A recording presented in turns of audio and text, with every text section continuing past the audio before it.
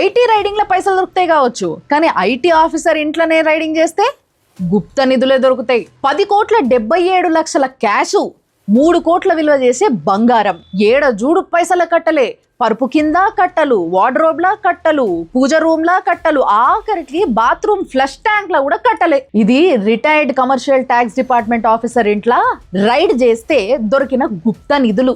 ఈ సంవత్సరంలో బెంగళూరులో కమర్షియల్ ట్యాక్స్ డిప్యూటీ కమిషనర్, కోయంబత్తూర్లో కమర్షియల్ ట్యాక్స్ అసిస్టెంట్ కమిషనర్, ఒడిశాల అసిస్టెంట్ కమర్షియల్ ట్యాక్స్ ఆఫీసర్, వీళ్ళందరూ దొరికారు. వీళ్ళ మోడ్ ఆఫ్ ఆపరేషన్ ఏంటంటే, ఒకటేమో లంచాలు, రెండోదేమో ఫేక్ ఇన్వాయిస్లు అండ్ ఐటీసీ స్కాములు. దరిద్రం ఏంది అని అంటే, చాలా జాగాలల్లో పెద్ద పెద్ద బిజినెస్ మ్యాన్లకి వీళ్ళే సలహాదారుల్లా ఉంటారు.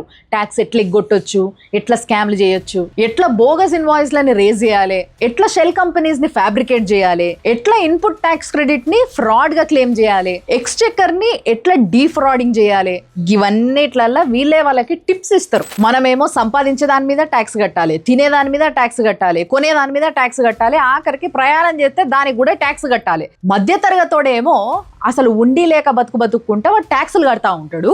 ఈ బాగా పైసలు ఉన్నోళ్ళేమో ట్యాక్స్ ఎట్లా ఎగ్గొట్టాలనో చెప్పేటందుకు ఈ ట్యాక్స్ ఆఫీసర్లనే సలహాదారులాగా పెట్టుకుంటారు. గోక్కునేటోన్ దగ్గరికి గీక్కునేటోడు పోయిండు అనే సామెత తిన్నారు కదా మీరు. ఇది గీక్కునేటోన్ దగ్గరికి గోక్కునేటోడు వస్తే వాడిని వీడు రక్కుతాడు అన్నట్టు, అట్లాంటి కథ.